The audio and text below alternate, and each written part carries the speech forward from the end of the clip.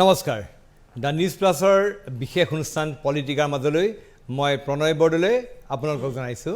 স্বাগতম। ইতিমধ্যে উপনিৰ্বাচনৰ বতাহে সমগ্ৰ অসম ইতিমধ্যে কপাইছে বুলি ক'ব লাগিব। আমাৰ সংবাদ মাধ্যমৰ শিৰোনাম উপনিৰ্বাচনৰ খবৰে এতিয়া দখল কৰিছে। তাৰ লগে লগে উপনিৰ্বাচন যিকেইটা সমষ্টিত অনুষ্ঠিত হ'ব তাত ইতিমধ্যে ৰাজনৈতিক বতাহ তীব্ৰতৰ হৈ পৰিছে। বৰ্তমান সময়ত প্ৰদেশ কংগ্ৰেছে ইতিমধ্যে কংগ্ৰেছে ঘোষণা কৰিছে যে ৫টাকৈ সমষ্টিত তেওঁলোকে প্ৰতিদ্বন্দ্বিতা কৰিব। কিন্তু বৰ্তমানৰ যিজন নেতা যিজনে প্ৰদেশ কংগ্ৰেছৰ নেতাৰ নেতৃত্বত এইবাৰ তেওঁলোকে প্ৰথমবাৰ কাৰণে নিৰ্বাচন খেলিব, ভূপেন বৰা ডাঙৰীয়া আজি আমাৰ মাজত আছে। আজি দলৰ বিভিন্ন প্ৰত্যাহ্বান দলটোক তেওঁ কেনেকৈ সাজু কৰিব খুজিছে, বিজেপিৰ আগ্ৰাসী স্থিতিৰ বিপৰীতে তেওঁ কি ৰণকৌশল, এইবিলাক বিষয়ে আমি জানিম। বৰা ডাঙৰীয়া, মই পুনেতে আপোনাক স্বাগতম জনাইছোঁ এই অনুষ্ঠানলৈ। মই আপোনাৰ পৰা পোনে জানিব বিচাৰিছোঁ, অন্য কথা বাদ দি আপোনাক প্ৰথমতে আপোনাক অভিনন্দন দিব লাগিব। আপুনি প্ৰদেশ কংগ্ৰেছৰ সভাপতিৰ দায়িত্ব ল'লে, আপুনি আমাৰ ইয়াত আকৌ আহিলে। কিন্তু মোৰ কথা জানিব মন গৈছে যে এতিয়া আপোনাৰ কাৰণে ব্যাপক আপোনাৰ কাৰণে প্ৰত্যাহ্বান বিভিন্ন কাৰণত। এটাটো হ'ল আপোনালোকৰ দলৰ জ্যেষ্ঠ নেতা, জ্যেষ্ঠ বিধায়ক বহুতেই দল ত্যাগ কৰিছে, যিটো আপুনি অহাৰ পাছতো ৰোধ হোৱা নাই। আৰু এতিয়া তাৰ মাজতে ভোটৰ ওপৰত দানা পাৰি উপনিৰ্বাচন আহিলে, আৰু উপনিৰ্বাচনত আপোনালোকে বিচাৰিছিল যে এইবাৰ এটা সমষ্টিত এজন প্ৰাৰ্থী, তেনেকুৱাকৈ কথা বতৰা হৈছিলে বিভিন্ন দলৰ সৈতে। কিন্তু অৱশেষত বিৰোধী ঐক্যত থানবান হৈ গ'ল, আপোনালোকৰ প্ৰাৰ্থী দিলে, অন্য দলৰ প্ৰাৰ্থী দিলে। আপুনি এই গোটেইবিলাক প্ৰত্যাহ্বানৰ কিদৰে মোকাবিলা কৰিব খুজিছে বৰ্তমান সময়ত? প্ৰথম কথাটো হৈছে উপনিৰ্বাচনটো একেবাৰে অপ্ৰত্যাশিত। আমাৰ তামোলপুৰ আৰু গোসাইগাঁও ইয়াত দুজন বিধায়কৰ মৃত্যু হৈছে, সেইটো উপায় নাছিলে, মৃত্যুৰ কাৰণে হৈছে। বাকী যি 3টা সমষ্টিত উপনিৰ্বাচন হ'ব, এইটো চৰকাৰখনে জোৰ জবস্তি পাতিছে। যিটো বৰ্তমান সময়ত ৰাজ্যখনৰ ইমান পয়ালগা অৰ্থনৈতিক অৱস্থা, যিটো সময়ত এতিয়া মুখ্যমন্ত্ৰীগৰাকীয়ে লোন ল'বলৈ চিন্তা কৰিবলগীয়া হৈছে, কোনো ধৰণৰ উন্নয়নৰ কাম কাজ সকলো বন্ধ হৈ গৈছে, তেনেকুৱা এটা সময়ত অবতৰীয়াভাৱে এটা জোৰ জবস্তি উপনিৰ্বাচন এই 3টা সমষ্টিত জাপি দি পেলাই তেখেতে আমাৰ ৰাজভঁৰালৰ পৰা যিধৰণে পুঁজি অপব্যয় কৰিব বিচাৰিছে, এই কথাবিলাকো ৰাইজে চিন্তা কৰিব লাগিব। আৰু উপনিৰ্বাচনটোৰ জৰিয়তে মই ভাবিছোঁ যে আমাৰ ৰাইজৰ কাৰণে এটা সুযোগ, যে চৰকাৰ দুখন ধাৰাবাহিকভাৱে বিজেপিয়ে দুবাৰ চৰকাৰ গঠন কৰিছে। প্ৰথম 5 বছৰত তেখেতসকলে দিয়া প্ৰতিশ্ৰুতি আৰু যোৱা 3 মাহত মুখ্যমন্ত্ৰীগৰাকীৰ যি কাম কাজ আৰু চিন্তা চৰ্চা, এইখিনি সম্পৰ্কতো এটা মূল্যাংকন ৰাইজে কৰাৰ সুযোগ পাইছে। কাৰণ মুখ্যমন্ত্ৰীগৰাকীয়ে নতুন আমাৰ হিমন্ত বিশ্ব শৰ্মা ডাঙৰীয়া মুখ্যমন্ত্ৰী হোৱাৰ পিছত আৰু মুখ্যমন্ত্ৰী হোৱাৰ আগত তেখেতৰ যিবিলাক কথা বতৰা আৰু বৰ্তমান অসমৰ যিটো ৰাজনৈতিক প্ৰেক্ষাপটৰ মানে সাঘন পৰিৱৰ্তন, এই পৰিৱৰ্তনটো আমাৰ ৰাইজৰ কাম্য আছিল নে নাছিল? আজি আপুনি যদি থাওৰা সমষ্টিৰ কথা কয়, যিজন ব্যক্তিয়ে 3 মাহ 3.5 মাহৰ আগত কংগ্ৰেছ দলৰ চিম্বলটো লৈ ৰাইজৰ ঘৰে ঘৰে গৈ ভোট ভিক্ষা কৰিছিলে হাতৰ চিনত, হঠাৎ 3 মাহত এনেকুৱা কি তেওঁৰ মনস্তাত্ত্বিক পৰিৱৰ্তন হ'ল যে আজি তেওঁ পদুম ফুলৰ প্ৰাৰ্থী হ'ব? একেধৰণে মৰিয়নিত আজি হাগ্ৰামা মহিলাই ডাঙৰীয়া মোৰ বিহুপুৰীয়া সমষ্টিলৈকে তেখেত গৈছিলে প্ৰচাৰ চলাবলৈ, আৰু তাত তেখেতে কৈছিলে যে হিমন্ত বিশ্ব শৰ্মা যদি পশ্চিম ফালে থাকে মই পূব ফালে থাকিম, আৰু হিমন্ত বিশ্ব শৰ্মা য'ত থাকিব তাত মই নাথাকোঁ। এইটো মই কোৱা নাই, মোৰ সভাখনত মোক কাষত বহি থাকি তেখেতে কৈছিলে। আৰু মই তেখেতৰ কথাটো ভীষ্ম প্ৰতিজ্ঞা বুলি ভাবিছিলোঁ, কাৰণ আমি তেখেতক এজন নেতা হিচাপে গণ্য কৰোঁ। কিন্তু তেখেতৰ ভীষ্ম প্ৰতিজ্ঞা 3 মাহৰ ভিতৰত কি কাৰণত হঠাৎ আজি আমি টিভিত দেখিলোঁ যে তেখেতে মুখ্যমন্ত্ৰীৰ সৈতে নিৰ্বাচনী প্ৰচাৰ চলাব। এই কথাবিলাক ৰাইজেও চিন্তা কৰিব লাগিব, ৰাইজৰ সন্মুখলৈ কথাবিলাক আমি লৈ যাব বিচাৰিছোঁ। আপুনি কি ভাবে যে এই পথ পৰিৱৰ্তন কিয় হৈছে? মানে আপুনি কৈছে যে ৰূপজ্যোতি কুৰ্মী আপোনালোকৰ দলৰ এজন জ্যেষ্ঠ নেতা, এটা সময়ত তেওঁ বিজেপিক কুকুৰে কাঁইট নোখোৱাকৈ গালি পাৰিলে, আমি দেখিবলৈ পালোঁ।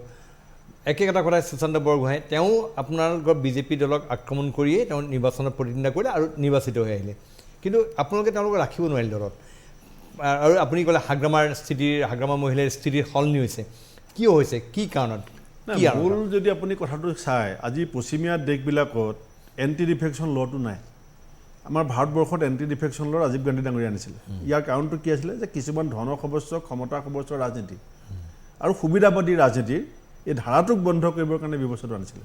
আজি যিটো দল বাগৰা প্ৰক্ৰিয়া, অকল ইয়াতে নহয়, আমাৰ ইয়াত কংগ্ৰেছৰ পৰা বিজেপিলৈ গৈছে, পশ্চিমবংগত বিজেপিৰ পৰা MP MLA তৃণমূল আহিছে। এই যিটো দল বাগৰা প্ৰৱণতাটো ৰোধ কৰিবৰ কাৰণে কিন্তু কোনো ৰাজনৈতিক দলে অকলে কামটো কৰিব নোৱাৰে। এই কামটো ৰাইজে কৰিব লাগিব যিদিনাখন ৰাইজে দল বাগৰা মানুহ আমাৰ নেতা নহয় দল বাগৰা মানুহৰ কাণ্ডত আমি বিজয় মালা নিপিন্ধাওঁ এনেকুৱা ধৰণৰ কঠোৰ সিদ্ধান্ত যিখন ৰাজ্যৰ মানুহে ল'ব সেই ৰাজ্যখনৰ প্ৰত্যেকজন ৰাজনীতিকৰ কাৰণে এইটো দৃষ্টান্ত হ'ব এটা সকিয়নি হ'ব আৰু মই ভাবিছোঁ অসমৰ ৰাজনীতিত এটা সংস্কাৰ কৰিবৰ কাৰণে আমাৰ অসমৰ ৰাইজে এইবাৰ এই উপনিৰ্বাচনটো যিহেতু এই উপনিৰ্বাচনৰ লগত চৰকাৰ ভঙা পতা নহয় এনেকুৱা যদি হ'লহেঁতেন যে হিমন্ত বিশ্ব শৰ্মা ডাঙৰীয়া চৰকাৰখন মাইনৰিটি আৰু 3জন বা 4জন MLA হ'লেহে তেখেতৰ চৰকাৰখন বৰ্তি থাকিব কথাটো বেলেগ আছিল এতিয়া তেখেতসকলে যিটো মিত্ৰজোঁট বনাইছিলে মিত্ৰজোঁটৰ এবছলুট মেজৰিটি আছে পূৰ্ণ সংখ্যাগৰিষ্ঠতা আছে তেনেকুৱা পৰ্যায়ত এইটোতো পাশৱিক আনন্দ যে বেলেগ দলৰ পৰা বিধায়ক আৰু নিজে কৈছে মুখ্যমন্ত্ৰীয়ে যে কংগ্ৰেছী মানুহবিলাকৰ ফেচ ভেলু নাই আজি এটা কথা ক'ব কাইলৈ এটা কথা ক'ব কোনবিলাক মানুহৰ কথা কৈছে নিজৰ দললৈ মানুহ তেওঁ নিজৰ পৰা আৰম্ভ কৰি তেখেতৰ নিজৰ পৰা আৰম্ভ কৰি এতিয়ালৈকে যিখিনি মানুহ গৈছে সেই মানুহখিনিকে কথা কোৱাইছে ফেচ ভেলু নাই বুলি ফেচ ভেলু কথাটো ক'ৰ পাৰিলে সঁচা কথা যে আজিৰ তাৰিখত অসমৰ মানুহে ফেচ ভেলু সম্পৰ্কত মূল্যাংকন কৰা ৰাইজৰ কাৰণে আপোনাৰ কাৰণে ডাঙৰ কথা হ'ব কথাটো এনেকুৱা নেকি যে কংগ্ৰেছত থাকিলে ফেচ ভেলু নাই আৰু বিজেপিলৈ গ'লে ফেচ ভেলু আহি যায় নহয় কথাটো এনেকুৱা যে দল বাগৰা মানুহখিনিক ৰাইজে ফেচ ভেলুটো গুৰুত্ব দিবই নালাগে সেইটো বেলেগ মানুহে কোৱাটো মই গুৰুত্ব নিদিওঁ অসমৰ মুখ্যমন্ত্ৰীয়ে কৈছে আৰু ফেচ ভেলু যে নাই সেইটো কথা মুখ্যমন্ত্ৰী আসনৰ পৰা বৰ্তমান দল বাগৰা প্ৰত্যেকজন মানুহে কথাই বতৰাই প্ৰমাণ কৰি আহিছে কথা মই এশটা আপোনাক উদাহৰণ দিব পাৰোঁ কথাই তেওঁলোকে প্ৰমাণ কৰিছে যে আমাৰ কোনো ফেচ ভেলু নাই এতিয়া এই কথাটো বাৰু মানিলোঁ যে এইটো বিজেপিয়ে তেওঁলোকক প্ৰলোভিত কৰি হওক বা অন্য ধৰণে নি তেওঁলোকৰ নিজৰ শিবিৰলৈ নিছে সেইটো বিজেপি আৰু আপুনি কৈছে যে পুনৰবাৰ ৰাজকোষৰ ধন ব্যয় কৰি আকৌ নিৰ্বাচন পতাটো আচলতে উচিত হোৱা নাই উপনিৰ্বাচন কাৰণ এইটো এবাৰ নিৰ্বাচন ৰাইজে এটা মেণ্ডেট দিলে সেই মেণ্ডেটৰ বিপৰীতে গৈ তেওঁলোকে আকৌ দলখনলৈ আকৌ এবাৰ নিৰ্বাচনত থিয় হৈছে গতিকে আপুনি তেওঁলোকক কৈছে তেওঁলোকক ৰাইজে প্ৰত্যাখ্যান কৰিব লাগে কিন্তু আপুনি কি ভাবে যে আপোনালোকৰ দলৰ কি কাৰণত তেওঁলোকে দলৰ নেতৃত্বৰ বিৰুদ্ধে বিশুদ্ধাৰ কৰি দল এৰিবলগীয়া হৈছে কাৰণ বাৰম্বাৰ তেওঁলোকে শীৰ্ষ নেতৃত্বৰ বিৰুদ্ধে যিমানবিলাক নেতাকৰ্মী ভালেসংখ্যক নেতাকৰ্মী ওলাই গ'ল আপোনালোকৰ দলৰ পৰা যিকেইজন ব্যক্তিয়ে দল বাগৰিছে আপুনি যদি এজনকৈ চায় বিশেষজ্ঞাৰ আজি অজন্তা নায়ক ডাঙৰীয়া দলৰ পৰা গৈছে আমাৰ 3বাৰ চৰকাৰ আহিছে 3বাৰে তেখেত মন্ত্ৰী আছে তাৰপিছত তেখেতে আজি কৈছে যে এতিয়া তেখেতে সংখ্যালঘুৰ বিৰুদ্ধে কথা কয় তেখেতে যেতিয়া 12গৰাকী বিধায়কৰ স্বাক্ষৰ লৈ পেলাই বিৰোধী দলৰ প্ৰতি বিচাৰি দিল্লীলৈ গৈছিলে সেই স্বাক্ষৰকেইটা আপুনি চেক কৰিবচোন এইখন মেমৰি নাম আপোনাৰ ইয়াত লাইব্ৰেৰীত এতিয়া ওলাব মেমৰি নামখনত কোনে কোনে চহী কৰিছিলে তেখেতৰ সেই ফুটেজটো উলিয়াবচোন লগত কোন কোন গৈছিলে যিদিনাখনেই বিজেপিলৈ গ'ল সেইদিনাখনেই কথা বতৰা বেলেগ হৈ গ'ল আৰু যিদিনাখন বিৰোধী দলৰ প্ৰতি বিচাৰিছিলে 12গৰাকী MLA কাৰ উপাধি কি কাৰ হেৰি কি আপুনি গোটেইখিনি চাব গৌতম ৰয় ডাঙৰীয়া 3বাৰ চৰকাৰ আহিছে 3বাৰ মন্ত্ৰী হিতেশ্বৰ শইকীয়া ডাঙৰীয়া চৰকাৰ তেওঁ তাত মন্ত্ৰী বিক্ষোভ কৰিবলগীয়া কিন্তু আপুনি ৰূপজ্যোতি কুৰ্মী বা সুশান্ত বৰগোহাঁই সুশান্ত বৰগোহাঁইক দলে যিটো পৰ্যায়লৈকে আনিছিলে একচুৱেলি এইটো দলক আপুনি অলপ দুখ দিব পাৰে ৰূপজ্যোতি কুৰ্মীয়ে বহুদিনৰ আগতে কিন্তু এটা সাৱধান বাণী দলক শুনাইছিলে যে মোক মন্ত্ৰী দিলে মই থাকিম বিজেপিলৈ যাম মোক যদি মন্ত্ৰী দিয়ে যাম এই কথাটো কোৱাৰ পাছত মই নাজানো দলে কিয় টিকেট দিলে এইবিলাক কথা পাতিবলৈ যোৱাটো এতিয়া সভাপতি হিচাপে ঠিক নহ'ব কিন্তু আজি তাৰিখত আমি সেই কথাবিলাক প্ৰত্যেকজন আমাৰ দলৰ নেতা আৰু কৰ্মীৰ প্ৰত্যেকটো শব্দক আমি এতিয়া মূল্যাংকন কৰা আৰম্ভ কৰিছোঁ যে কোনে কি কয় আৰু কোনে কিয় কৈছে আমি এই কথাখিনি আমি খুব সন্তৰ্পণে চকু ৰাখিছোঁ সেইটোত কিন্তু ৰূপজ্যোতি কুৰ্মীয়ে এটা সেই সময়ত আগতে ইংগিত দিছিল এটা তেনেকুৱা ধৰণৰ তেওঁ যে মানসিকতাটোৰ এটা স্বতঃস্ফূৰ্ত বহিঃপ্ৰকাশ হয়তো গম নোপোৱাকৈ কৈছিলে বুলি তেতিয়া ক'লে যে মোৰ ভুল হৈ গ'ল মায়ে আহি পেলাই সপোনত ক'লে যাব নালাগে এতিয়া চাগিলে আকৌ মাকে সপোনত ক'লে যে যাগে বুলি সেইকাৰণে গুচি গ'ল এতিয়া আপোনালোকৰ যেনেকৈ নহওক যি ধৰণে নহওক শক্তিক্ষয় হৈ আছে বিধায়ক কেইজন লাগি গ'ল এতিয়া চেয়াৰমেন আলীক আপোনালোকে কথাটো নিলম্বিত কৰিলে শক্তিক্ষয় বুলি কৈছে এই কথাটো ৰাজনৈতিক বিজ্ঞানৰ মতে শুদ্ধ নহয় এইকাৰণে শুদ্ধ নহয় আজি যিবিলাক নেতা হিচাপে আপুনি নামবিলাক আমি আলোচনা কৰিছোঁ আজি ময়ে প্ৰদেশ কংগ্ৰেছৰ সভাপতি হৈছোঁ আজিৰ পৰা 26-27 বছৰ আগতে মই ৰাজীৱ ভৱনত আহোঁতে মোক কোনো চিনি পোৱা নাছিলে মই এটা ৰুমত গৈ পেলাই চিনাকি দিবলগীয়া হৈছিলে যে মই ভূপেন বৰা মই ডিব্ৰুগড় ইউনিভাৰ্চিটিৰ GS আছিলোঁ এজনকৈ মানুহ চিনাকি হৈ হিতেশ্বৰ শইকীয়া ডাঙৰীয়া আঙুলিত ধৰি মিটিঙত লৈ গ'ল তাৰপিছত কথা ক'বলৈ সুযোগ দিলে চিনাকি কৰি দিলে এনেকৈ আহি পেলাই এই পৰ্যায়টো পাইছোঁহি আজি তেনেকৈ এটা পৰ্যায়লৈকে আহিব পৰা বহু যুৱ প্ৰজন্ম কংগ্ৰেছত আছে বহু প্ৰতিভা কংগ্ৰেছত আছে আজি ধৰক আমাৰ যিকেইজন main Gogoi sir Tarun Gogoi sir তেখেতৰ ৰাজনৈতিক জীৱন আৰম্ভ হৈছিলে যোৰহাটৰ মিউনিচিপালিটি তেখেতে ৱাৰ্ড কমিশ্যনাৰ খেলিছিলে ৱাৰ্ড কমিশ্যনাৰৰ পৰা মুখ্যমন্ত্ৰী কেন্দ্ৰীয় মন্ত্ৰীলৈকে আহিছে গতিকে এনেকুৱা নহয় যে এই মানুহবিলাক ৰাতিৰ ভিতৰতে ওপৰৰ পৰা ধুমকেতুৰ নিচিনা সৰি পেলাই কংগ্ৰেছৰ লিডাৰ হৈছিলে আজি তাৰিখতো তৃণমূল পৰ্যায়ৰ পৰা আজি আপুনি দলৰ যিবিলাক মুখপাত্ৰ আহে এসময়ত আমাৰ দলৰ কন্দপান ছাৰ মুখপাত্ৰ আছিলে শিলবাস কন্দপান ডাঙৰীয়া পংকজ বৰা ডাঙৰীয়া আছিলে এসময়ত পদুত বৰদলৈ ৰিপুণ বৰা আছিল আজি তেওঁলোকে দলৰ মুখপাত্ৰ নাই তেওঁলোক আমাৰ দলৰ নেতা পৰ্যায়লৈ শীৰ্ষলৈ আৰোহণ কৰিছে বা কোনোবা আমাৰ ঢুকাইছে 2-4জন সেইকাৰণে এনেকুৱা নহয় যে দলটোৰ পৰা মানুহ 5জন গুচি গ'ল নামকেইটা জনা শুনা সেইকাৰণে আমি দলটো দুৰ্বল হৈ যাম নিশকতীয়া হৈ যাম আমি নতুন প্ৰজন্মৰ সন্ধান কৰিছোঁ নতুন তেজৰ সন্ধান কৰিছোঁ নতুন প্ৰতিভাৰ সন্ধান কৰিছোঁ নতুন প্ৰতিভা নতুন তেজ আৰু নতুন চিন্তাৰে উদ্ভাসিত মানুহক দি আমি দলক সজীৱ কৰিম কিন্তু বিজেপিৰ যিটো তেওঁলোকৰ আগ্ৰাসী স্থিতি বা যিধৰণে তেওঁলোকে দলক আগুৱাই নিব বিচাৰিছে দলটো বা তেওঁলোকে সামগ্ৰিকভাৱে তেওঁলোকে অসমৰ ৰাজনীতিত তেওঁলোকে যিধৰণে ভৰি থৈছে বা যিধৰণে তেওঁলোকে আগুৱাব বিচাৰিছে এই প্ৰত্যাহ্বানটো আপোনাৰ কি ধৰি ল'ব আপোনাৰ কি কৌশল কি ৰাজনৈতিক কৌশলেৰে আপুনি বিজেপিৰ এই প্ৰত্যাহ্বান আগ্ৰাসী স্থিতিটোৰ ক্ষেত্ৰত এনেও আপুনি যিকোনো এটা দলে যদি চৰকাৰত থাকে তেতিয়াহ'লে কিছু এডভান্টেজেছ পজিশ্যনত থাকিবই আজি আপুনি কেজৰিৱালৰ কথাই কওক মমতা বেনাৰ্জীৰ কথাই কওক ষ্টেলিনৰ কথাই কওক কেলৈ এই চৰকাৰখনত থাকিলে উন্নয়নৰ এটা ধাৰাবাহিক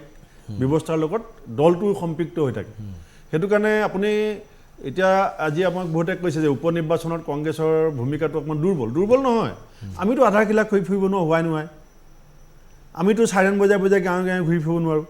গতিকে গাঁৱত এতিয়া মন্ত্ৰী গৈছে আধাৰ খিলাক কৰিছে ফিটা কাটিছে হোৱাই নোহোৱাই কিছুমান প্ৰতিশ্ৰুতি দিছে এতিয়া মাজুলীতে দুবাৰ দলং আধাৰ খিলাক কৰি দিলে 2টা ইলেকশ্যন তেওঁলোক জিকি গ'ল গতিকে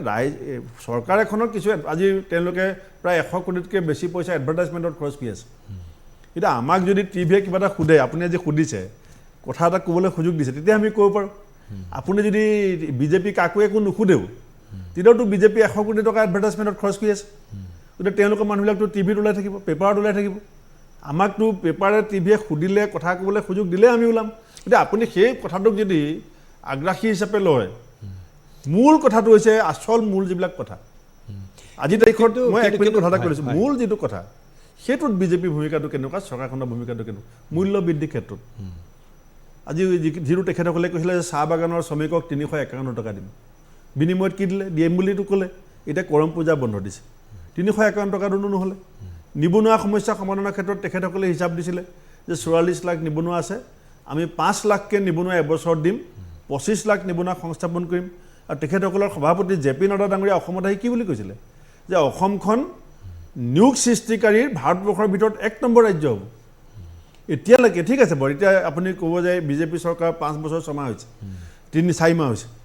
এতিয়ালৈকে নিয়োগ সৃষ্টিকাৰীৰ 1 নম্বৰ ৰাজ্য হ'বৰ কাৰণে অসম চৰকাৰে কি কি পৰিকল্পনা লৈছে বাস্তৱিক ক্ষেত্ৰত কিমান হৈছে বেলেগ কথা গতিকে এই কথাখিনি ৰাইজৰ মাজলৈ আমি লৈ যাম আৰু মোৰ বিশ্বাস যে এই চৰকাৰখনৰ যিটো অহংকাৰ আৰু তেওঁলোকে কেৱল জাত পাত ধৰ্ম ভাষাক লৈ পেলাই যিধৰণে ৰাজনীতি কৰি পেলাই সমাজৰ কিটা বিকবাস্প আজি তেওঁলোকে অকল যে হিন্দু মুছলিম কৈছে এইটো নহয় দেই বহুত মানুহে ভাবি আছে বিজেপিয়ে হিন্দু মুছলিম কৈছে তেওঁলোকে কাৰ্বি আংলঙত কাৰ্বি আৰু অকাৰ্বিৰ মাজত কাজিয়া লগাইছে তেওঁলোকে বড়োলেণ্ডত বড়ো আৰু অবড়োৰ মাজত কাজিয়া লগাইছে তেওঁলোকে দেউৰী অদেউৰীৰ মাজত লগাইছে মিচিং অমিচিঙৰ মাজত লগাইছে তেওঁলোকে প্ৰত্যেকটো জাতি জনগোষ্ঠীক ভাগ ভাগ কৰি পেলাই বুজাইছে কেনে কি বেছিছত ক'লে কথাখিনি মানে আপুনি ধৰক কাৰ্বি অনাকাৰ্বি আপুনি চাওক গণশক্তি বুলি এটা দল আছিলে সেই দলটোৰ মূল জন্ম কাহিনীটো কি আছিলে তেওঁলোকে 6 শিডিউল বিচাৰিছিলে তেওঁলোকে Mising autonomous council Mising autonomous বিচাৰিছিলে সেই দলটোক আজি নাইকিয়া কৰি পেলালে প্ৰথমতে এতিয়া তেওঁলোকে 6 শিডিউলৰ কথা কয় যদি 6 শিডিউলৰ কথাটো যদি গণশক্তিলৈ আহে তে উত্তৰ অসমত মিচিং আৰু অমিচিঙৰ মাজত সংঘাত সৃষ্টি হ'ব নহয় কাৰ্বি আংলঙত তেওঁলোকে এখন চুক্তি কৰিলে কাৰ্বি আংলঙৰ স্থানীয় মানুহে অসমৰ মানুহে গম পায় নে চুক্তিখনত কি আছে সেই চুক্তিখন কৰাৰ পাছত তাত 5জন মানুহ নৃশংসভাৱে হত্যা তেওঁলোকে কাৰ্বি আৰু অকাৰ্বিৰ মাজত যে যুদ্ধ আজি বড়োলেণ্ডত তেওঁলোকে 2জন মানুহক এনকাউণ্টাৰ কৰি দিলে এইটো মই কোৱা নাই গোটেই সংবাদ মাধ্যমত কৈছে যে 2জন ইয়াৰ উদ্দেশ্যটো কি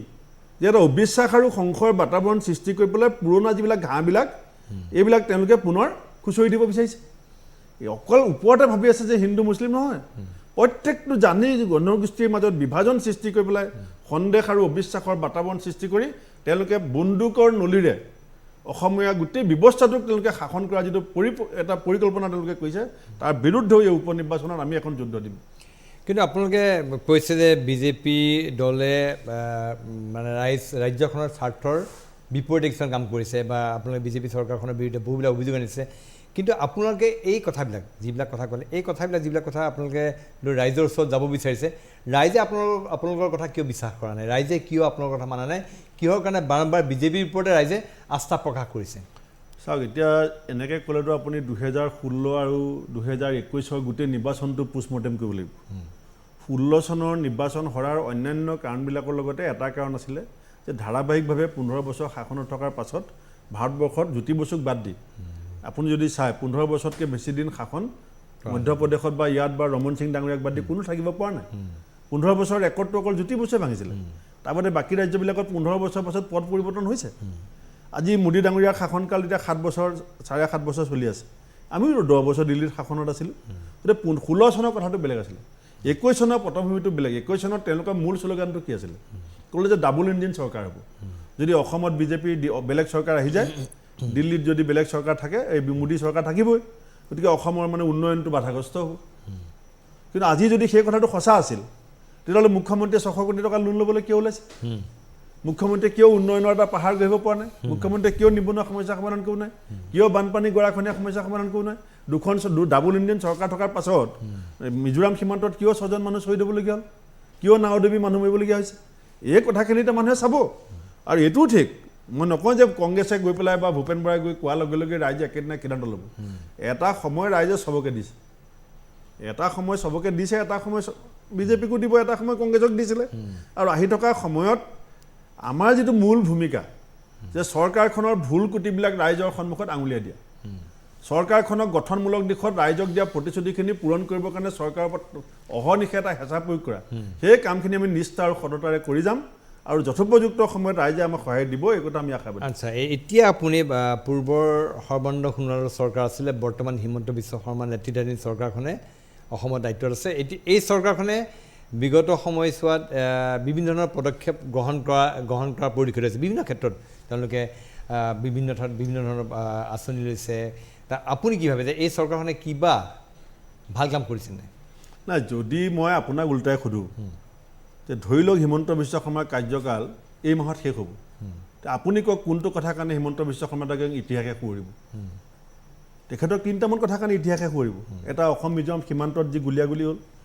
যিটো কাৰণে অসমৰ চিফ ছেক্ৰেটাৰী অৰ্ডাৰ দিবলগীয়া হ'ল যে মিজোৰামলৈ যোৱা অসমৰ মানুহ বন্ধ কৰি দিছোঁ এনেকুৱা কেতিয়াবা স্বাধীনতাৰ পাছত হৈছিল নেকি আমি চবেই আশা কৰিছিলোঁ যে নেডাৰ আহ্বায়কজন আমাৰ অসমৰ চিফ মিনিষ্টাৰ হৈছে গতিকে ওচৰ চুবুৰীয়া ৰাজ্যৰ লগত আমাৰ সম্পৰ্ক উন্নত হ'ল কাৰণ বাকী মুখ্যমন্ত্ৰীবিলাকক তেওঁ টেলিফোন কৰি মাতি দিলে দৌৰ মাৰি আহে পাছত কি হ'ল মিজোৰামৰ চিফ মিনিষ্টাৰৰ নিৰ্দেশততো 6জন অসমীয়া শ্বহীদ হ'ল আজি আমি সেইদিনাখন দেখিছোঁ মুখ্যমন্ত্ৰী যেতিয়া মাজুলীত বানপানী চাবলৈ কি কয় এই মৃত নাও দুৰ্ঘটনা খবৰ ল'বলৈ গৈছে সেইদিনাখনে আমি দেখিছোঁ যে তেখেতে ছুইমিং কিট লগাইছে কাষত ছুইমিং ৰিং আছে আমিতো সাধাৰণ মানুহে গমেই পোৱা নাছিলোঁ যে নাৱত উঠিলে যে ছুইমিং জেকেট লগাব লাগে আমি ফ্লাইটত উঠিলে গম পাওঁ এনাউন্সমেণ্ট কৰে যে আপোনাৰ ছিটটোৰ তলত মানে লাইফ ছেভিং জেকেট আছে আমি অসমৰ ইমান মানুহ নাৱত উঠি ঘূৰি আছোঁ আমাৰ কাৰণে লাইফ ছেভিং জেকেটো নাই ছুইমিং ৰিঙো নাই মুখ্যমন্ত্ৰী ডাঙৰীয়া যেতিয়া পানীত নামিছে তেতিয়া আমি গম পাইছোঁ যে মানুহে নাৱত উঠিলে অসমত ছুইমিং জেকেট আছে তাৰ পাছত পাটোৱাৰী ডাঙৰীয়াক আমি গম পালোঁ যে গুদামত পৰি আছে আজি 18 চনত যেতিয়া উত্তৰ গুৱাহাটীত নাও দুৰ্ঘটনা হৈছিলে তেতিয়া যিজন মানুহ ছাছপেণ্ড হ'ল যিজন মানুহক বৰ্খাস্ত কৰিলে একেজন মন্ত্ৰী চন্দ্ৰমোহন পাটোৱাৰী ডাঙৰীয়া বিষয়া একেজন বিক্ৰমাদিত্য চৌধুৰী সেইজন মানুহে গৈ পেলাই মাজুলীত নাও দুৰ্ঘটনা কৰালে আৰু সেইজন মানুহৰ নেতৃত্বত এই আমাৰ লাইফ ছেভিং জেকেট গুদামত ফচি থাকিল নিগনিয়ে কুটিলে এই ধৰণৰ চিন্তা আজি আপুনি এটা কাম কৰিছে তেখেতে শ্যামপ্ৰসাদ মুখাৰ্জী এটা মূৰ্তি উন্মোচন কৰিছে কিন্তু আমাৰ অসমীয়া জাতিসত্তাক এই পৰ্যায়লৈকে উত্তৰণ ঘটোৱা কোনজন মানুহৰ কাৰণে তেখেতে কি কৰিলে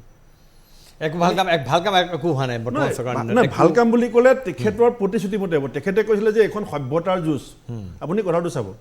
হিমন্ত বিশ্ব শৰ্মা ডাঙৰীয়াৰ ভাল কামৰ মূল্যাংকন হ'ব তেখেতে নিৰ্বাচনৰ আগত দিয়া ভাষণবিলাকৰ ওপৰত কৰম পূজা বন্ধটোৰ কথা ইলেকশ্যনৰ আগত কোৱা নাছিল চাহ শ্ৰমিকৰ 351 টকাৰ কথাটো কৈছিলে তেখেতে কৈছিলে যে এইবাৰ নিৰ্বাচনটো সভ্যতাৰ যুঁজ আৰু সভ্যতাৰ যুঁজৰ পৰিণতি কি হ'ব লাগে যে অসমৰ সকলো জাতীয়তাবাদী শক্তি মিলি পেলাই আজমলক ব্ৰহ্মপুত্ৰৰ পানীত উটুৱাই দিব লাগে এই শব্দটো মুখ্যমন্ত্ৰী ডাঙৰীয়াই কৈছিলে ইলেকশ্যনৰ পাছত আৰু কি কৈছিলে যে আজমল ফাউণ্ডেশ্যনে টেৰৰিষ্টৰ পৰা পইচা লয় এনেকুৱা মানুহৰ সৈতে কংগ্ৰেছে বন্ধুত্ব কৰিছে এনেকুৱা মানুহৰ সৈতে কংগ্ৰেছ একেলগে আছে এতিয়া কংগ্ৰেছ জাতিৰ শত্ৰু এইটো সভ্যতাৰ যুঁজ কংগ্ৰেছে আমাৰ সভ্যতাক ধ্বংস কৰিব বিচাৰিছে আজমল ডাঙৰীয়াক আমাৰ চৰকাৰ আহিলে ন্যাক দি পেলাই তদন্ত কৰি টেৰৰিষ্ট ফাণ্ডিঙৰ এইটো মই ঠিক কৰিম এতিয়া 54 লাখ টকা সেই ফাউণ্ডেশ্যনৰ পৰা লৈ ল'লে মুখ্যমন্ত্ৰী আপুনি কথাটো আপুনি যদি মূল্যাংকন কৰে কোনখিনি কথাত কৰিব কথাখিনি ক'লে নহ'ব নহয় সিদিনাখন তেখেতে গৈ পেলাই সনৰণীয়াত মহাত্মা গান্ধীৰ এই 2 অক্টোবৰৰ উদযাপনত তেখেতৰ এটা বক্তব্য মই শুনিছোঁ গান্ধীজীয়ে তেখেতে হিন্দু মুছলমান দুভাগ কৰে তেখেতৰ দৃষ্টিভংগীত হিন্দু মুছলমান বেলেগ গান্ধীজী কি লিখিছিল ৰঘুপতি ৰাঘৱ ৰাজাৰাম ঈশ্বৰে আল্লাহ তেৰে নাম কোনদিনাখন ক'ত মহাত্মা গান্ধীয়ে আনৰ ধৰ্মক ঘৃণ কৰিব লাগে বুলি কৈছিল আন মানুহক ঘৃণ কৰিব লাগে বুলি কৈছিলে মানুহক ঘৃণ কৰিবলৈ শিকাইছিলে তেখেতে এই কথাবিলাকৰ জৰিয়তে অসমৰ ৰাজনৈতিক ব্যৱস্থাটোত প্ৰকৃত ইছ্যুবিলাকৰ পৰা ডাইভাৰ্ট কৰি পেলাই কিছুমান চলাহী কথাৰে সময়খিনি আগুৱাই নি থকা হৈছে সেইকাৰণে মই ভাবোঁ এতিয়া এজন মুখ্যমন্ত্ৰী ছাকচেছ হৈছে নে ফেইল হৈছে ক'বলৈও হোৱা নাই আছে সময় কিন্তু মানে ভাল কাম আপুনি একো দেখা আপোনাৰ দৃষ্টিত ভাল কাম মই আজি চাওক আপুনি যিটো ভাল কামৰ কথা যদি মই ক'লো আপুনি ক'লে মানে মই এতিয়া চাওক এমপ্লয়মেণ্ট এতিয়া অসমৰ যুৱ প্ৰজন্মই ভাবিব ভূপেন বৰাই কিয় আমাৰ কথাটো উলিওৱা নাই 1 লাখ চাকৰি তেখেতক দিম বুলি কৈছে ইলেকশ্যনৰ আগত কি কৈছিলে 5 লাখকে দিম বুলি কৈছিলে ঠিক আছে বাৰু প্ৰথম ফেজত 1 লাখে দিব এই 1 লাখ চাকৰি 20,000 তেখেতে সৃষ্টি কৰিছে তাৰতো 84 লাখটো জব ৰিটায়াৰ্ড ভেকেঞ্চি এতিয়াতো তেওঁলোকে কৈছে যে কিবা কিবি 1 লাখৰ সংস্থাপনৰ ব্যৱস্থা কৰিব 1 লাখ যিটো চাকৰিৰ কথা কৈছে এই চাকৰিখিনিতো ৰিটায়াৰ্ড ভেকেঞ্চি ডেড ভেকেঞ্চি এইবিলাক সৰ্বানন্দ সোণোৱাল প্ৰথম CMতে 54 লাখ ভেকেঞ্চি আছিলে এতিয়া সেইটো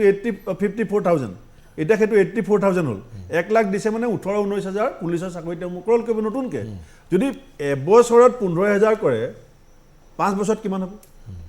কেনেকৈ তেখেতে নিবনুৱা সমস্যা স্বাৱলম্বী হ'বৰ কাৰণে এতিয়া হয় হিমন্ত বিশ্ব শৰ্মাৰ পলিটিক্স অফ বেনিফিচিয়াৰী তেওঁ ৰাজনীতি হৈছে আমি থাকোঁতে চবেই উপলঙাই কৰে সূতা কম্বল আঁঠুৱা চাউলৰ কংগ্ৰেছৰ পলিটিক্স কৰে ঠিক আছে আমি ভুল কৰিছিলোঁ ঠিক আছে আমাৰ ভুল হৈছিলে সূতা কম্বল আঁঠুৱা চাউল গোটেইকেইটা হিচাপ কওকচোন 830 টকাত পাই নেপায় আমি যিকেইটা পইচা খৰচ কৰি পেলাই কেইটামান বস্তু ৰাইজক দিছিলোঁ সেই বস্তুকেইটা বন্ধ কৰি পেলাই তাৰ পইচাকেইটা পাছবুকত ভৰাই দিছে চাহ বাগানত তেওঁলোকে কৈছিলে যে কংগ্ৰেছৰ সূতা কম্বল আঁঠুৱা চাউল বাদ দিয়ক আপোনালোকক কংগ্ৰেছে মাছ খুৱাইছে আমি পানী নামি পেলাই মাছ ধৰিবলৈ শিকাম মইতো ভাবিছিলোঁ সাংঘাতিক কথা কৈছে এইটোতো এনেকুৱা যদি সঁচা কাম কৰি দিবলৈ হয় চাহ বাগানৰ মানুহৰ যদি আৰ্থিক সামাজিক উত্তৰণ ঘটে আমাৰতো শেষ এতিয়া কি হ'ল আমি দিছিলোঁ চিলাই মেচিন আমি দিছিলোঁ চাইকেল চিলাই মেচিন চাইকেলৰ জেগাত তেওঁলোকে পাছবুক এখন খুলি 3,000 টকা ভৰাই দিছে চিলাই মেচিনৰ দাম বজাৰত কিমান চাবচোন চাইকেলখনৰ দাম কিমান চাবচোন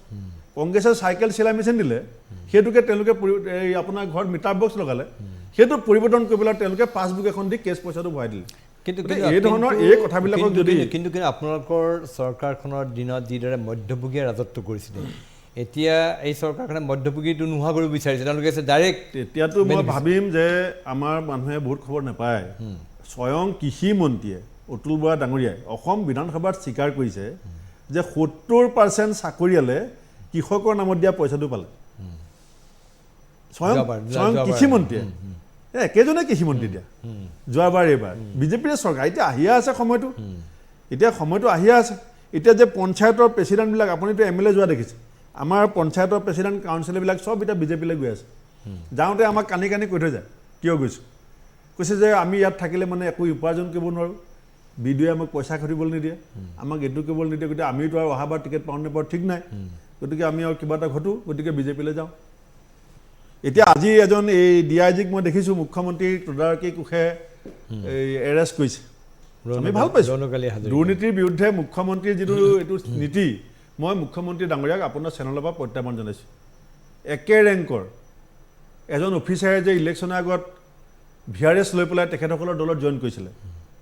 মই উপাধিটো কৈ দিছোঁ শইকীয়া সেইজনৰ ডিছপ্ৰপৰ্চনেটৰ পেচেট ফাইলটো উলিয়াওকচোন আৰু নহ'লে মোক বিচাৰক নহ'লে মোক মুখ্যমন্ত্ৰীয়ে কওক ফৰ্মেলি আপোনাৰ টিভি জৰিয়তে যে ভূপেন বৰাই ফাইলটো দিয়ক মই দি দিম ৰৌনক আলী হাজৰিকা এগেইনষ্টত স্পেচিফিক কেছ আহিছে তাৰপিছত এই কাৰণটোতে বিজেপিত জইন কৰিছে এই ধৰণৰ কেছ এটা আহিব পাৰে বুলিয়ে বিজেপিত জইন কৰিলে আৰু বিজেপিত জইন কৰাৰ লগে লগে মই আজি কাৰোবাক কৈছোঁ যে বিজেপি মাননীয় সভাপতি কলিতা ডাঙৰীয়া অফিচৰ পিছফালে ডাঙৰ গংগা জলৰ এটা মানে চিনটেক্স আছে এই তাত যেতিয়া আপুনি জইন কৰিব যিমান বেয়া মানুহ হওক তাতে জুবুৰীয়া দিয়ে আৰু চব চাফা হৈ যায় সেইজনকো এটা এনকুৱাৰী কৰকচোন তেওঁলোকৰ দলত জইন কৰা যিজন অফিচাৰ VRS লৈ পেলাই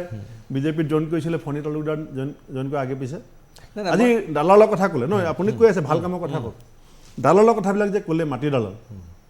আমিতো সংবাদ মাধ্যমৰ হাতত কাগজ দিছিলোঁ 6খন কেছ ফণী তালুকদাৰৰ বিৰুদ্ধে ডকুমেণ্টছ দিছোঁ নিজে ক'লে যে দালালবিলাকক গামোচা দি বিদায় দিব লাগে আকৌ নিজে মুখ্যমন্ত্ৰীয়ে অফিচলৈ দালাল মাতি নি পেলাই গামোচা খৰাই দি দিলে নিজে মাটি বাগানৰ মাটি কিনিছে বুলি পেলাই যেতিয়া দালালে কৈ দিলে দালালটোক লকাপত ভৰাই থৈ দিছে আৰু তেওঁ ক'লে যে মই পাছত চাহ খাম তাক দি নহয় বুলিতো নক'লে মানুহে আপুনি কওক 4 মাহত কোনটো কথাৰ কাৰণে মুখ্যমন্ত্ৰী মহোদয়ক অসমৰ ইতিহাসে ৰোমন্থন কৰিব মানে দালাল বন্ধ হ'ব নহয় মানে হৈছে নাই বন্ধ নহয় এইকাৰণে বন্ধ নহয় যে তেওঁ গম পালে যে কেঁচু খান্তে সাপ ওলাব গতিকে বন্ধ কৰিব সাপ যিবিলাক নাম ওলাব এইবিলাকতো তেওঁ অঙৈ বঙৈ আছে সহপাঠী বন্ধু আছে মই বেলেগ নকওঁৱেই তেখেতৰ সমষ্টিত চাংখাৰীত পানীৰ দামত মাটি কিনি সোণৰ দামত বেছি থকা যিকেইজন মানুহ মিত্তল ভাতৃদ্বয় আৰু বাকীজন তেখেতৰ সহপাঠী বন্ধু কটন কলেজত একেলগে পঢ়িছিলে চবেই জানে সেইকাৰণে যেতিয়া দেখিলে তেওঁ ভাবিছিলে মণ্ডলৰ অফিচত থকা দালালকেইটা ধৰিম যেতিয়া ৰাইজে চাৰিফালৰ পৰা ক'লে যে মহাদালালকেইটাকো ধৰক তেওঁতো দালাল দুবিধ এবিধ দালাল এবিধ মহাদালাল তো দেখিলেতো মহাদালাল ধৰিলেতো মহা সমস্যা হ'ব গতিকে বন্ধ কৰি দিলে সেইটো গ'ল ডেড বডিৰ ওপৰত যেতিয়া জঁপিয়াই দিলে তেখেতে ক'লে 3 মিনিটৰ ভিডিঅ'টো কিয় দেখাইছে তাৰমানে ডেড বডিৰ ওপৰত মানুহে জঁপিয়াব আৰু জঁপিওৱা মানুহটোক পুলিচে আলিংগন কৰিব আৰু সেইটো অসমৰ মুখ্যমন্ত্ৰীয়ে কয় 3 মিনিটৰ ভিডিঅ' তেখেতে গৈ পেলাই কয় যে গান্ধীজীক আমি স্মৰণ কৰিব লাগে কিন্তু আপোনাৰ গৰুখুটি কাণ্ডৰ পিছত এটা ঘটনাই সমগ্ৰ সংবাদ মাধ্যম বা অসমৰ ৰাজনীতি উত্তাল কৰিলে সেইটো হ'ল ভূপেন বৰাই বুকুৰ চোলা ফালি যিটো প্ৰতিবাদ কৰিলে গতিকে এই প্ৰসংগক লৈ আপুনি কি ক'ব বিচাৰিব এই প্ৰসংগক মানুহে অন্য ধৰণে ব্যাখ্যা দিছে আপোনাৰ মানুহৰ ৰাইজৰ অধিকাৰ আছে ৰাইজো বহু ভাগে বিভক্ত এইটো মাল্টি পাৰ্টি ডেমক্ৰেচি আৰু ৰাইজো মাল্টি গ্ৰুপত বিভক্ত আমি কেতিয়াও কোনো ৰাজনৈতিক দলৰ নেতাই কেতিয়াও এনেকুৱা আশা কৰিব নালাগে যে মই যি কাম কৰিম 100% মানুহে চকুমুদি সমৰ্থন দিব ভোটৰ পাৰ্চেণ্টেজ চালেই হ'ল দেখোন আমিওতো 1 লাখ ভোটত আপুনি কি ভাবে এই কথাটো ঠিক আছিলে আপুনি মূল কথাটো হৈছে আমাৰ অসমীয়া আমাৰ গাঁৱত এষাৰ কথা আমাক মানুহে কয় যে হাতী যেতিয়া মাতাল হয় তেতিয়া তাক নিয়ন্ত্ৰণ কৰিবৰ কাৰণে মাউতে অংকুশ ব্যৱহাৰ কৰে অসমত কংগ্ৰেছৰ এটা ভূমিকা আছে গঠনমূলক বিৰোধীৰ ভূমিকা এই চৰকাৰখনে মানুহক ভয় খুৱাব বিচাৰিছে এই চৰকাৰখনে মানুহক ধমকি দিছে এওঁ এটা পৰিস্থিতি সৃষ্টি কৰিব বিচাৰিছে যে মোৰ বিৰুদ্ধে তেওঁ সিদিনাখন টেলিভিশ্যন চেনেলৰ নাম লৈ পেলাই ধমকি দিছে টিভি চেনেলক ধমকি দিছে আমুক চেনেলটোক মই চাই আছোঁ তামুক চেনেলটো বেছি হৈছে who is he to threaten the এই মিডিয়া হাউ ডেয়াৰ আপুনি নিজে অনুমান কৰক সংবাদ মাধ্যমে যদি বেয়া কাম কৰিছে ৰাইজে চাই আছে আৰু সংবাদ মাধ্যমক যদি কিবা কাৰণত নাকি লগাবলগীয়া হয় তাৰ কাৰণে আইন আছে কোন মুখ্যমন্ত্ৰী যে আমুক চেনেলক মই চাই আছোঁ বহুত বেছি কৈছে এই ভয় খুৱাবৰ কাৰণে চেষ্টা কৰিছে এই যে এনকাউণ্টাৰ বুলি যে তেওঁ কৈ থাকে এইটো ভাবোঁ কি যে ভূপেন বৰা প্ৰণয় বৰদলৈ কি কয় চাব কিন্তু 8 তলত গুলিয়াই দিম আমি ভয় নকৰোঁ আমাৰ গাত মূলা গাভৰু কনকলতাৰ তেজ আছে আমাৰ দলৰ মানুহে জীৱন বলিদান দিয়া উদাহৰণ আছে আৰু এতিয়া দৰকাৰ হ'লে আমি তেজ দিম সেইকাৰণে আমি মুখ্যমন্ত্ৰীক বুজাই দিছোঁ আপোনাৰ ভায়েক SP হ'ব পাৰে ভায়েকে SP হৈ ইমান মানুহ বহি আছে জাতি ধৰ্ম বাদ দিয়ক তাততো অবাল বৃদ্ধ বনিতা সকলো আছিলে তই বুলি কৈছে নে নাই আপুনি কওক ক'ব পাৰেনে নাই এতিয়া যোনেই নহওক 1000 মানুহ বহি আছে 2000 মানুহ বহি আছে তই বুলি কৈছে